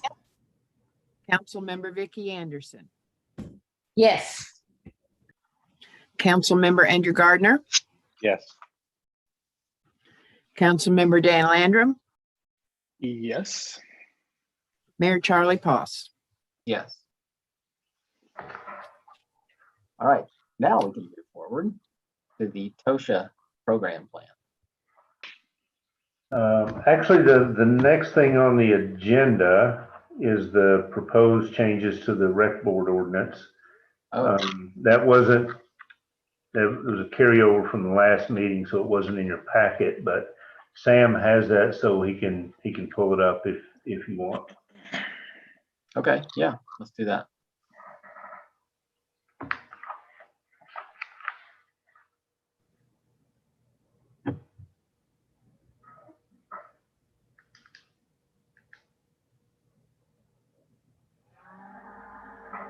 So has everyone had a chance to take a look at this? And if you're not prepared to discuss, then happy to table it another 2 weeks. That's up to you, Andrew. I'm prepared to discuss it. So current language, as we've discussed, prohibits anybody that's a member of a recreation board. Which, by the way, just to be clear, most of these recreation boards are structured where every coach is a board member. So you're excluding quite a few over all age groups, families from participating on a recreation board. And often the most knowledgeable about the needs of the facilities for which we're providing to these recreation organizations. Looking to you guys for your input on any changes here, but just I'll walk you through kind of what my thought process on these changes. So we scaled down to 3 sort of, I'll call them at-large members from the town. And then that needs to happen over time. We'll get into that. But each basically recreation organization then gets to be able to appoint a representative to serve on the recreation board. And specifically, I wanted to make sure we include soccer, because it's not just about ones that are using town assets. It's really, to me, it's about organizations that are providing services, recreational services for our citizens. And so that's why you see that language there at the beginning. Each non-for, and I, again, this is something we need to discuss. I went with not for profit because didn't feel like for-profit recreation or sports organizations should really have a seat at the table. And I did specifically designate 501c3 here because at the same time, don't want it to become a giant fest where Andrew says he's got a, backyard, Frisbee throwing contest organization of one member. And, so I want to be at the board meeting and have a vote. I think there should be some kind of limit to what we're doing here, and having that kind of 501c3 tag sort of puts a barrier that you've put the effort in to form that. You're a legitimate organization that's collecting fees and operating in a not-for-profit basis to serve our citizens. But now those Andrew, seats, yeah. Yeah, I mean, I don't want to go past the 501c3 thing because that's still a sticking point, I think. Mhm. Our organizations that would be the members represented here, 501c3s right now, or are you creating something that forces them to incorporate? I believe most are. Noel, that you would think of. Now, maybe I'm missing some of them. For example, I think pickleball would be excluded in this. That's not intentional. I don't know any other way unless we start maintaining a list of organizations or sports or something of that sort, which I don't feel like is a good role for us to have in this. Yeah, I'm not going to be comfortable voting on this until we know that information, and that's knowable information about like who the actual people would be. And another way of looking at this is, what if the guy that you mentioned who has one Frisbee net in his backyard gets a 501c3? Yeah. I mean, yeah. I guess he gets to be on the board. Yeah. If he wants to go to that trouble. What if the participants are like council approved? Yes, so we ultimately, as it says there, they must inform the town manager of its intention to appoint such individual by the end of February each year. It's a 1-year term. And council will, in its sole discretion, determine whether to appoint each individual to the recreation board. I think Susanna was talking I can't hear you. about. Were you talking about council approved in lieu of 501c3 status? I'm saying, yeah, maybe a way to sort of circumvent the 501c3 sticking point, and just make the language include council approved recreational activities. I think to exclude pickleball. And use the town gym. Yeah. Yeah. So because they like these the entities that we are considering approving in this are really and truly organizations that are utilizing town assets for their sporting activities. Yeah. So some person, who's got a croquet team in their backyard would have to come and make their case to the town council maybe in order to be included, or go before the rec board, or I don't know. It seems like you can get around that without the. So you're proposing to potentially change the language. The recreational organization must be a council approved recreation organization or something like that, or okay. I'll work on that part of it.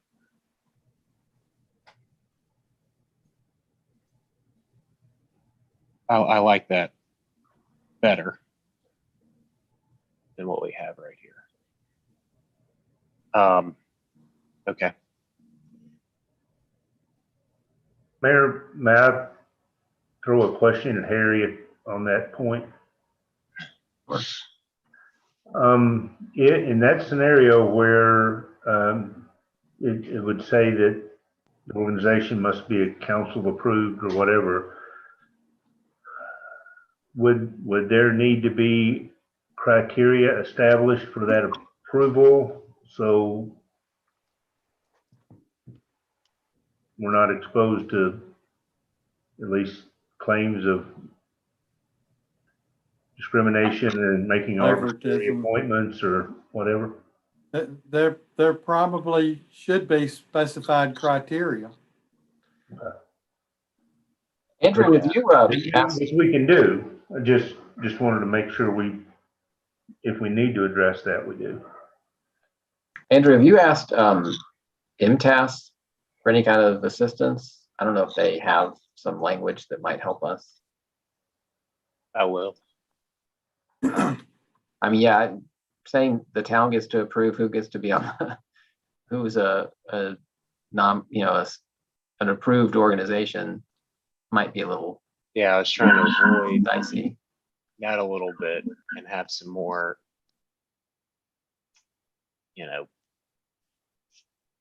defined criteria, legal criteria. Yeah.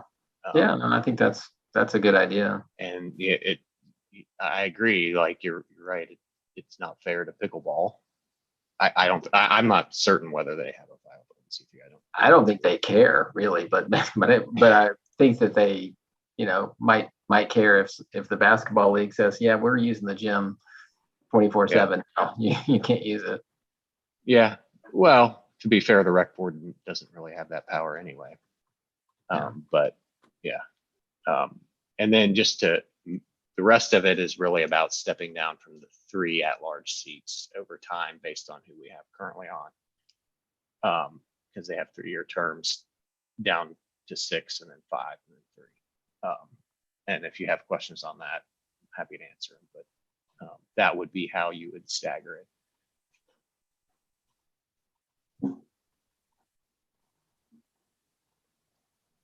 Okay, I think you've done a good job, Andrew, putting something together.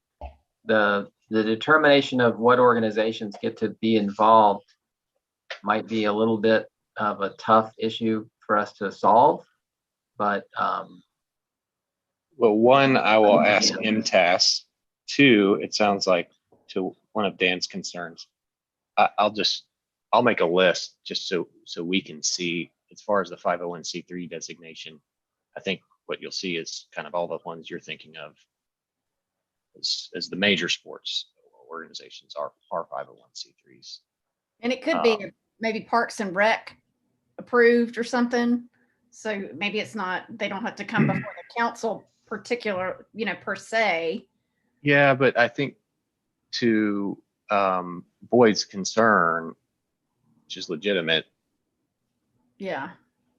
you're just putting Jared in the position of Well, yeah. potentially discriminating or without having some kind of defined criteria. And yeah, it's a tough thing to do. And that I don't know that 501c3 is the right answer, but it kind of gets to what we would want from that, or I think that we would want from that.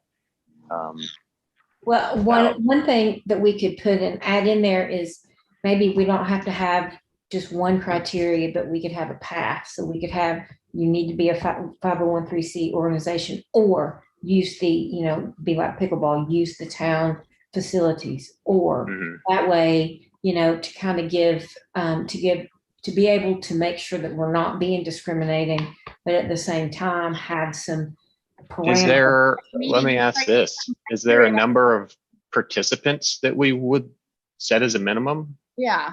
Like, I think you need to have, I don't know if you want to put a number on it, but I mean, if you're opening up whatever your activity is to, tax-paying residents of the mountain, or those who might live in Walden or unincorporated who are willing to, pay a non-resident fee to participate, and you, have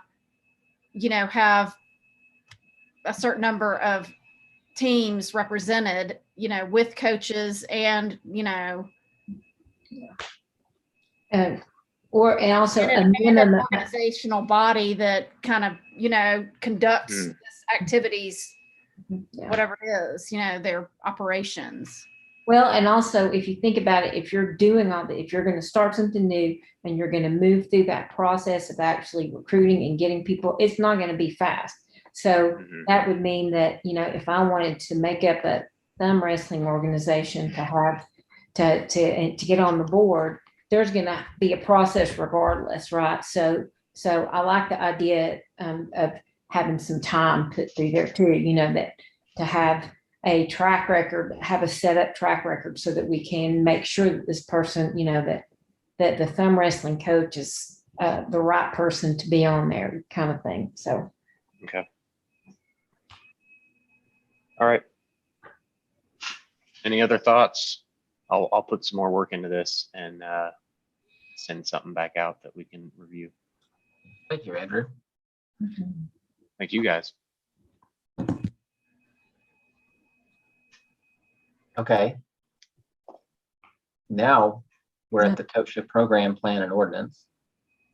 And I guess Sam and Boyd were helpful in highlighting the changes in the current plan, no, the proposed plan as compared to the current plan. It looks to me like mainly it was changing the name of the safety director from something in the From director to safety. Yeah, from director to safety director, and Plan to program plan. plan to program plan. That was the Most- main thing, but there were a few other areas. Did everybody have a chance to look at these, and does anybody have a question about them? And I do apologize for the bulk of the comparison, but Sam, as I said, he worked from the most current sample from the state, so that was obviously the best approach, but it ended up that we didn't actually have a red line version of the current. So this was the best way we could figure out to present it, and appreciate him taking the time to do it. Well, I appreciate too. I know that I had a couple of questions about the old one that were resolved in what he did in this one. So I appreciate that. So it's good work. I have some, I guess, nitpicky, lawyerly type of things. Just, for example, I would like you, under purpose and coverage, the first paragraph where it mentions occupational safety and health program plan, to put a parenthetical after that and in quotes program plan with a capital P and a capital P, because you refer later to it as program plan with capital letters, but that needs to be kind of a defined term. So, that's how you do it. Like when you refer to something and you shorten it, you put in parentheticals and put it in quotes, and then later on when you refer to it, everybody knows what you're talking about. Not that everybody wouldn't know, but I think that's better, right? I'm sorry, Mayor. Can you, where was that? Okay, first paragraph under purpose and coverage. It's page 5 of the document that's been highlighted. In the first line, it says the purpose of this plan is to provide guidelines and procedures for implementing the occupational safety and health program plan. Right after plan, I would put a parenthetical and quote program plan, close quote, close parenthetical. That way, every time after that, you refer to it as the program plan without the other words. It's been defined. Okay. Can absolutely do that. And Thank then you. the other thing that has to do with that is under the definitions of the inspector. If you look at the second line, this is on page 6. Inspector is defined, and then the second line there says if no such compliance inspectors is appointed, etc. And then later on in the document, there's a reference to compliance inspectors with a capital C and a capital I. So that just needs to be cleaned up. We're either going to use the term compliance inspectors or inspectors, but not both. I think, just to make it clear. Only one of them. You only have, they're the same thing. So I found the term, it may be elsewhere, but I found the term compliance inspector, section 10 and section. I'm sorry. Sorry, I found the term compliance inspector in section 10 and in section 13A. Section. And in that definition. But it may be, anyway, those are just nitpicky things. I'm like that. Don't agree with me, please. Anyway, that's all I have. I think I was curious, are the changes things that the state law now requires that didn't before, or we decided to change them? No, the state asks that we update our plan every 7 years. And actually, since the last time that we did update the plan, they have changed some pieces of their reporting procedures. One of the main things, one of the things that they now require is they have different reporting times that you have to get them information in depending on the severity of the injury. And now one of the things that they include is hospitalizations, amputations, or loss of an eye need to be reported to TDOT within 24 hours. That's one thing that they added that was not there before. They had where it covered fatalities, but now they want to know about the more serious injuries that don't result in fatalities. Some of the other main, I guess, more substantive changes were just references to reference material, sort of where you can go to get a lot of things that had been included in physical documents, reference material that they may have provided in the past are now available online. They're making references to those, that access. So those are kind of the more substantive of the changes. Questions if y'all have them, but a lot of it was the more gratuitous changes in the director to safety director and the plan to program plan, and that aren't as significant but necessary to have the proper terminology that they're using. All right, looks good to me. Does anybody have any questions? Other questions? All right, so I guess next meeting, this will be an ordinance proposal, right? Right. Okay. All right, good deal. We're now at the website email upgrades discussion. It's late in the game. Maybe we push that to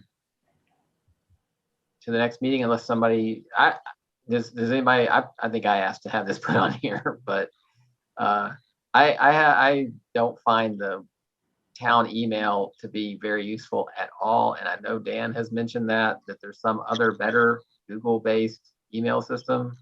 And I'm just hoping that the town can switch.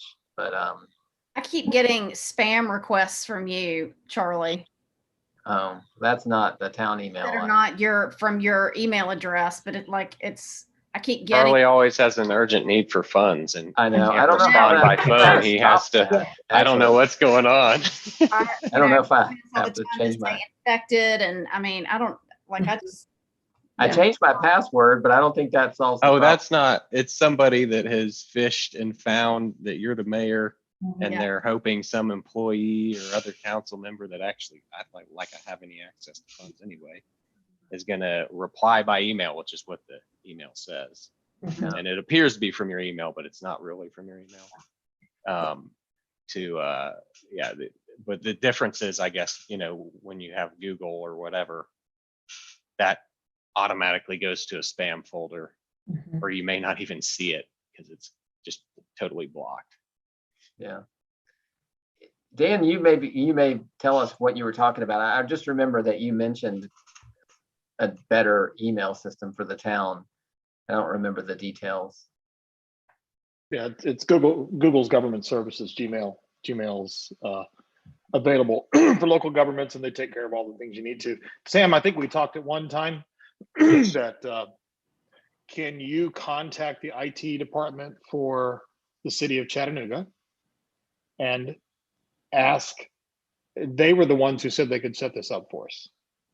And it's been 3 years since we talked to them, and they could have changed by now, but they're in communication with those folks all the time. So the Google team travels and works with local governments on these things. And it is something we've determined that can be unbundled from the local government package. And it is something that can be repurchased. And we did budget for it in this year's budget already, based on what the costs we found out were. So I don't have time to take that over. There have been a lot of changes, in my world. So somebody on staff is going to need to do that. Yeah, if we can get that moving, that would be great. And Boyd, I apologize. I probably shouldn't have asked Sam. I'm not supposed to do that. Boyd, could you ask Sam? I wasn't going to say anything. I noticed Sam I just saw all the there did faces. not commit one way or the other. I think we can take care of that. Yes. Did we budget for the email, the website change, or is that something that will be budgeted for the next term? I don't think we budgeted for that this year. I know Sam has done some research. We met with Andrew and talked about some things, and again, we can wait till next meeting, but he has been looking at, I think, one of the sites the mayor mentioned that he had an opportunity to look at and kind of liked. So Sam's looked into that as well. So we can we'll see what we can find out on the email side, and also be ready to kind of give you an update on what we see as options for the email, and have that for the next meeting. All right, Or for excellent. the website, I'm sorry. Thank you very much. All right, we're on to the manager's report.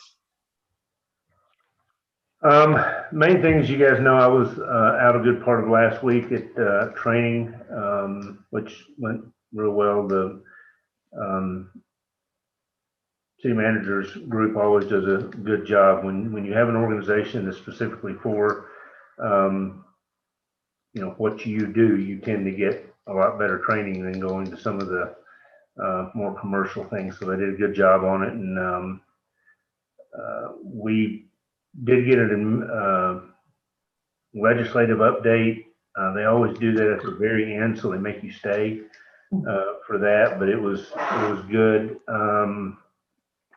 The one thing that I'm not sure if this came up in our meetings or if it was just with Harry and I know that the folks at MAC had asked about whether they could or couldn't require potential teachers to have a vaccine. And at the time, I thought they could, and Harry said he didn't know why they could not. But then, like the next day, we saw that there was a bill introduced to prohibit discrimination based on vaccination status. So that was moving, but it actually was taken off notice. So it is not proceeding. So again, I just couldn't remember if that was a discussion we had here or not. So I wanted to mention that. Right now, I'm trying to focus largely on budget. I have budgets in for most of the departments.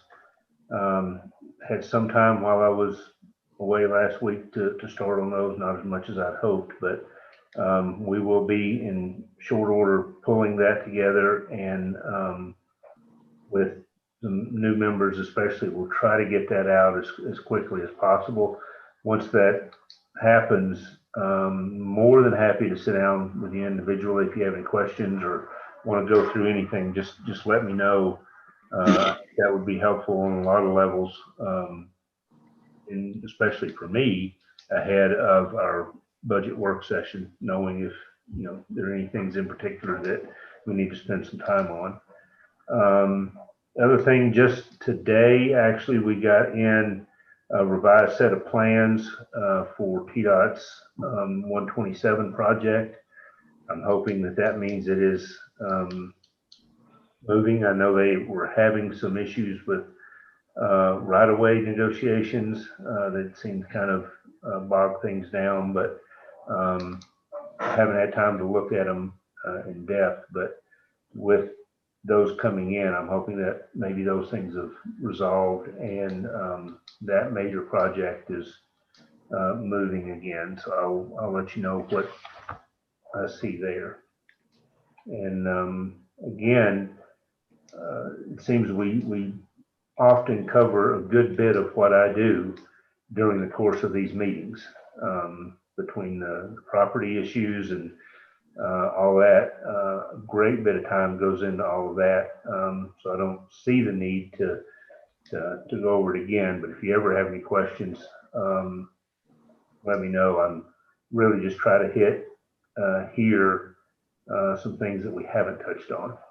So, Thank you, Dan. Boyd, I have a question. mm-hmm. And this is because I didn't, not finding my notes from our meeting. We met with Set D about the Rainbow Lake parking situation. Yes. And that was one thing I meant to check with you earlier and see if you wanted to cover that or I. I have some information from them. We did talk to them about the prospect of setting up charrettes and also doing some polling of the community in terms of Rainbow Lake, how it's used, suggestions for parking, all of those things. So I did get some information back from them on that after our discussion, and I can send that out and hope to have it on the next agenda for discussion so we can nail down Sure. what we want to do. And to add to that, our action item that we left was, we are going to be asking citizens for ideas, but council members, we also want to ask council members for ideas. So if you have time to jot out some bullet points of ways that you think this could be dealt with, it'll all go into one mash, you know, as we're looking at the whole thing. So yeah, we're at that stage. They were super helpful, and it was funny. There were a couple of times during we met for an hour and a half, if I'm not mistaken, where it seemed like we had hit all the preliminary things. And I would say, well, I don't want to go into the weeds, but like, here's one idea. And Chanel, I believe, was like, no, weeds is where we go. And so it was a pretty in-depth conversation, and they're interested in helping us figure out what is a very complex problem. All right. That's good. Thank you. We're on to the other business, communications and reports from the mayor/council. We've just got one. Do we have any other reports or communications? Tree board gave out all their trees Saturday. There will be a lot of new hardwoods planted around Signal Mountain thanks to their efforts. That's good. Worried the rain would cause a problem, but I guess it brightened up. You know what? They didn't do it Saturday. They did it Sunday. Sorry, they had to change the day because of that. No. Yeah. Okay. Any other? Oh, I was going to mention just that the town hall is now open, and just so anybody listening would know, the town hall's open already, and if we can publicize that in some way so everybody knows, that would be great. Yeah, we did post that as soon as we opened on Facebook, and it's on the town website. We just didn't think to do an email blast on it, but we have been open. And just as a technical point, the town hall has been open and operating for the duration. The lobby and the counter has not been open to the public, so we've been doing things remotely, but we are open so folks can come in. We are encouraging, if you can, still send in your payments or put them in the Dropbox, help us minimize traffic, but absolutely welcome to come in and do business. All right, good deal. Thanks for that clarification. Do we have any reports from committees or boards? I'm not sure what we're supposed to report. I know the BZA had a meeting since our last meeting, but fairly routine. So I don't know that there's anything special to report there. The Planning Commission was going to meet, but it turns out we had set our meeting. We were going to have a work session to talk about the setback issues that had come up before. Turns out we set that for Easter weekend and nobody was available, as it turns out, so we're going to reschedule that. Okay, well, if we don't have any other reports, we're done, and our next meeting will be April 26th. Thank you, everyone. Bye.